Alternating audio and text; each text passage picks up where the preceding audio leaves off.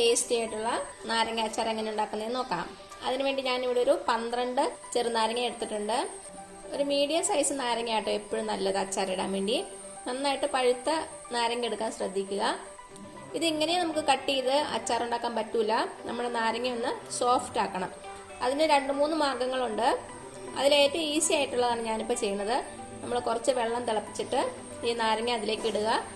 എന്നിട്ടൊരു 5-8 മിനിറ്റ് കഴിയുമ്പോൾ നമ്മുടെ നാരങ്ങ നന്നായിട്ട് സോഫ്റ്റ് ആയിട്ട് വരും.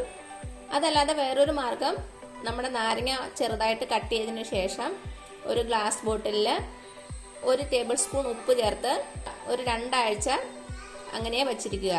ഡെയിലി നമ്മൾ ബോട്ടിലെടുത്ത് നന്നായിട്ട് കുലുക്കി വയ്ക്കണം. അപ്പോൾ 2 ആഴ്ച കഴിയുമ്പോൾ നമ്മുടെ നാരങ്ങ നല്ല സോഫ്റ്റ് ആയിട്ട് വരും. ഉപ്പൊക്കെ പിടിച്ച് നന്നായിട്ടിരിക്കും. അപ്പോൾ അത് കുറച്ച് ടൈം എടുക്കും, 2 ആഴ്ച എടുക്കും. എന്നിട്ട് നമുക്ക് അച്ചാർ ഉണ്ടാക്കാൻ പറ്റുള്ളൂ. വേറൊരു മാർഗം, ഒരു പാനിൽ കുറച്ച് നല്ലെണ്ണ ഒഴിച്ചിട്ട് നമ്മുടെ നാരങ്ങ ഒന്ന് വഴറ്റിയെടുക്കണം. നമ്മുടെ നാരങ്ങയുടെ തൊലിയൊക്കെ ഒന്ന് ചെറുതായിട്ട് കളർ ചേഞ്ച് ആകുന്ന വരെ നമ്മളൊന്ന് വഴറ്റി കൊടുക്കണം. അങ്ങനെ ചെയ്യുമ്പോൾ നാരങ്ങ നമുക്ക് കുറേ നാൾ സൂക്ഷിക്കാൻ പറ്റും. അപ്പം നിങ്ങൾക്ക് ഏതാണോ കംഫർട്ടബിൾ അത് ചെയ്തോളൂ കേട്ടോ. അപ്പം നമുക്ക് കുറച്ച് വെള്ളം തിളപ്പിക്കാൻ വയ്ക്കാം. അപ്പം എന്താ, ഞാനൊരു പാത്രത്തിൽ കുറച്ച് വെള്ളം തിളപ്പിക്കാൻ വെച്ചിട്ടുണ്ട്. നന്നായിട്ടൊന്ന് തിളച്ച് വരട്ടെ കേട്ടോ. അത് കഴിഞ്ഞ് നമുക്ക് നാരങ്ങ അതിലേക്ക് ചേർത്ത് കൊടുക്കാം. അപ്പം എന്താ, നമ്മുടെ വെള്ളം തിളയ്ക്കാൻ തുടങ്ങിയിട്ടുണ്ട്. നമുക്കതിലേക്ക് 1 ടേബിൾ സ്പൂൺ ഉപ്പിട്ട് കൊടുക്കാം.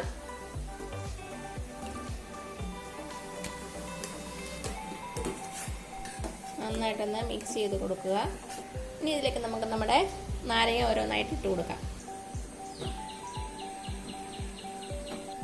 അപ്പം നമ്മുടെ നാരങ്ങ എല്ലാം ഇട്ട് കൊടുത്തു. ഇനി ഇത് നന്നായിട്ടൊന്ന് തിളക്കട്ടെ കേട്ടോ. നമ്മുടെ നാരങ്ങയുടെ തൊലി പൊട്ടിപ്പോകരുത്. അതിനു മുമ്പ് നമുക്ക് ഇത് വെള്ളത്തിൽ നിന്ന് എടുക്കണം. നമ്മൾ ചെറുതായിട്ടൊന്ന് ഞെക്കി നോക്കുമ്പോൾ നന്നായിട്ടങ്ങ് പ്രസ് ആവുന്നുണ്ടെങ്കിൽ നമ്മുടെ നാരങ്ങ സോഫ്റ്റ് ആയെന്നാണ്.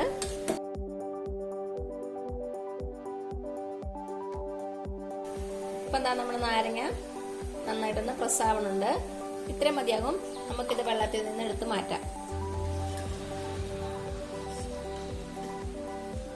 അപ്പം നമ്മുടെ നാരങ്ങയൊക്കെ വെള്ളത്തിൽ നിന്ന് എടുത്ത് മാറ്റി. ഇനി നന്നായിട്ട് ചൂടാറട്ടെ. അത് കഴിഞ്ഞിട്ട് നമുക്കിതൊന്ന് ചെറുതായിട്ട് കട്ട് ചെയ്യാം. അപ്പം നമ്മുടെ നാരങ്ങ ചൂടാറുന്ന സമയം കൊണ്ട് നമുക്കിതിന് വേണ്ടിയ സാധനങ്ങളൊക്കെ ഒന്ന് റെഡിയാക്കി വെക്കാം. ഞാനിവിടെ ഒരു 3 പച്ചമുളക് ചെറുതായിട്ട് കട്ട് ചെയ്ത് വെച്ചിട്ടുണ്ട്. അതേപോലെ തന്നെ 10 വെളുത്തുള്ളി അല്ലി അതും ചെറുതായിട്ട് കട്ട് ചെയ്ത് വെച്ചിട്ടുണ്ട്. പിന്നെ ഒരു മീഡിയം സൈസുള്ള ഇഞ്ചി ചെറുതായിട്ട് കട്ട് ചെയ്ത് വെച്ചിട്ടുണ്ട്. അപ്പം നമ്മുടെ നാരങ്ങയൊക്കെ ചൂടാറിയിട്ടുണ്ട്. ഇനി നമുക്ക് ചെറുതായിട്ട് കട്ട് ചെയ്യാവേ. കട്ട് ചെയ്യണത് നിങ്ങളുടെ ഇഷ്ടത്തിനനുസരിച്ച് കുറച്ച് വലുതായിട്ടോ ചെറുതായിട്ടോ കട്ട് ചെയ്യാം.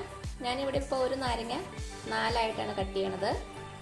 ഇതിലും ചെറിയ കഷ്ണങ്ങൾ വേണമെങ്കിൽ ഒന്നുകൂടെ കട്ട് ചെയ്താൽ മതിയേ. അല്ലെങ്കിൽ പിന്നെ ഒരു നാരങ്ങ 2 ആയിട്ട് ഈ വലുപ്പത്തിലും നമുക്ക് അച്ചാറിടാം. പക്ഷെ ചെറുതായിട്ട് കട്ട് ചെയ്യണതാണ് നല്ലത്.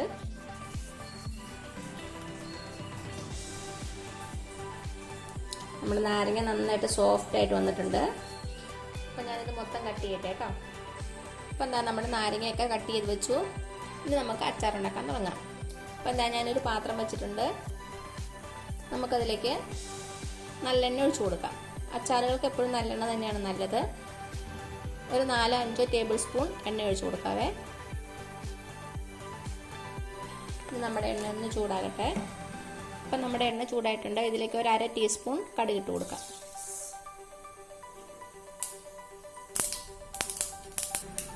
കടുക് പൊട്ടി വന്നിട്ടുണ്ട്. ഇതിലേക്ക് നമുക്ക് അരിഞ്ഞു വെച്ചിരിക്കുന്ന ഇഞ്ചി ചേർത്ത് കൊടുക്കാം. അതേപോലെ തന്നെ 10 അല്ലി വെളുത്തുള്ളി. ഇനി നമുക്ക് ചെറുതീയിൽ ഇഞ്ചിയും വെളുത്തുള്ളിയും ഒന്ന് നന്നായിട്ട് വഴറ്റിയെടുക്കാം.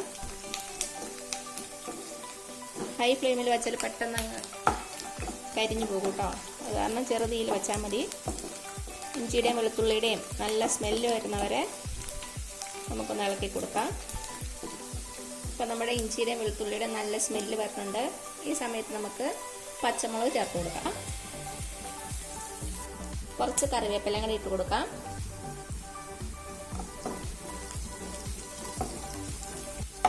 നമ്മുടെ പച്ചമുളകും കറിവേപ്പിലയും നന്നായിട്ടൊന്ന് മൊരിഞ്ഞ് വരണം. ചെറിയ തീയിൽ തന്നെ വെച്ചാൽ മതി. അപ്പോൾ ഇതെല്ലാം നന്നായിട്ട് മൂത്തിട്ടുണ്ട്.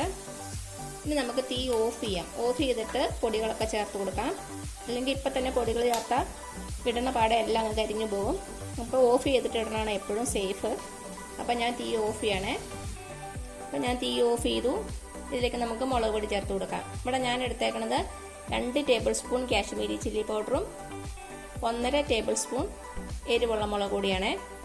കാശ്മീരി ചില്ലി പൗഡർ ചേർത്തേക്കണത് ഒരു നല്ല കളർ കിട്ടാൻ വേണ്ടിയിട്ടാണ്. അപ്പം നിങ്ങളുടെ കയ്യിലില്ലെങ്കിൽ എരിവിനനുസരിച്ച് എരിവുള്ള മുളക് പൊടി ചേർത്താൽ മതി കേട്ടോ.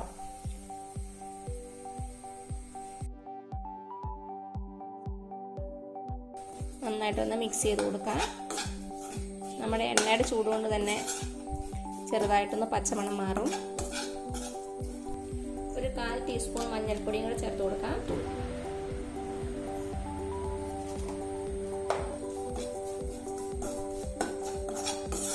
അപ്പം നമുക്ക് ഗ്യാസ് ഓൺ ചെയ്യാം. ഓൺ ചെയ്തിട്ട് ചെറിയ തീയിൽ വെച്ച് നന്നായിട്ടൊന്ന് വഴറ്റി കൊടുക്കുക. കരിഞ്ഞു പോകാതെ നോക്കണേ. ഇനി ഇതിലേക്ക് നമുക്ക് 1/2 ടീസ്പൂൺ കായത്തിൻ്റെ പൊടി ചേർത്ത് കൊടുക്കാം. 1/4 ടീസ്പൂൺ ഉലുവാപ്പൊടി. ഇതും കൂടെ ചേർത്ത് നന്നായിട്ടൊന്ന് മിക്സ് ചെയ്യാം.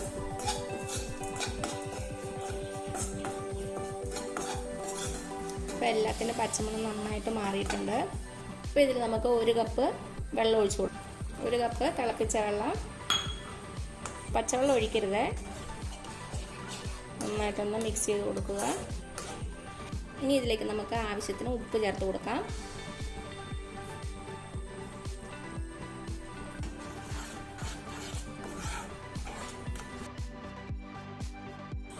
ഇനി ഇതിലേക്ക് നമുക്കൊരു 1/4 കപ്പ് വിനാഗിരി ചേർത്ത് കൊടുക്കാം. നമ്മുടെ നാരങ്ങ ഓൾറെഡി പുളിയായ കാരണം ഒത്തിരി വിനീഗർ അങ്ങ് ചേർക്കണ്ട.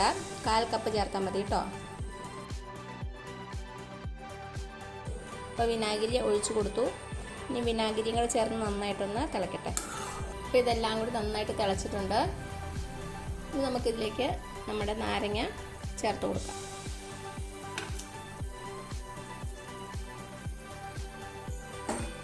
നന്നായിട്ട് മിക്സ് ചെയ്ത് കൊടുക്കുക.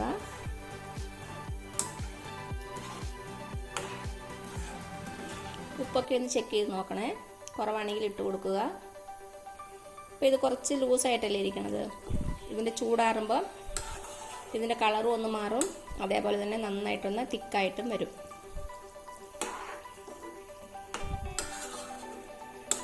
ഇനി നമുക്ക് ഗ്യാസ് ഓഫ് ചെയ്യാം.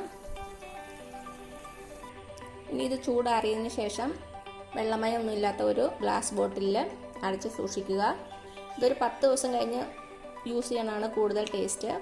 മിനിമം ഒരാഴ്ചയിലും കഴിഞ്ഞ് നമുക്ക് നമ്മുടെ അച്ചാർ യൂസ് ചെയ്താൽ മതി. അപ്പോഴാണ് എരിവും പുളിയും ഉപ്പൊക്കെ പിടിച്ച് നമ്മുടെ അച്ചാർ നന്നായിട്ടൊന്ന് സെറ്റായിട്ട് വരുള്ളൂ. അപ്പോൾ ഇത്രയേ ഉള്ളൂ നമ്മുടെ ടേസ്റ്റി ആയിട്ടുള്ള നാരങ്ങ അച്ചാർ. എല്ലാവരും ഒന്ന് ട്രൈ ചെയ്ത് നോക്കണേ. എന്നിട്ട് അഭിപ്രായങ്ങളൊന്നും അറിയിക്കാൻ മറക്കരുത്. ഞാൻ നേരത്തെ കുറച്ച് അച്ചാറിൻ്റെ റെസിപ്പീസൊക്കെ ഇട്ടിട്ടുണ്ട്. അതിൻ്റെ ലിങ്കൊക്കെ ഞാൻ താഴെ കൊടുക്കാം. കാണാത്തവരൊന്ന് കണ്ടു നോക്കണേ. അപ്പോൾ ഈ വീഡിയോ ഇഷ്ടമായാൽ താഴെ കാണുന്ന ചുമന്ന സബ്സ്ക്രൈബ് ബട്ടണിൽ ഒന്ന് പ്രസ് ചെയ്ത് സപ്പോർട്ട് ചെയ്യണേ. അപ്പോൾ അതിൻ്റെ തൊട്ടടുത്തൊരു ബെല്ലൈക്കൺ വരും. അതും കൂടെ പ്രസ് ചെയ്ത് ഓൾ എന്നുള്ള ഓപ്ഷൻ കൊടുക്കുക. ഈ പുതിയ റെസിപ്പി ആയിട്ട് വരുന്നവരേക്കും thank you so much. By.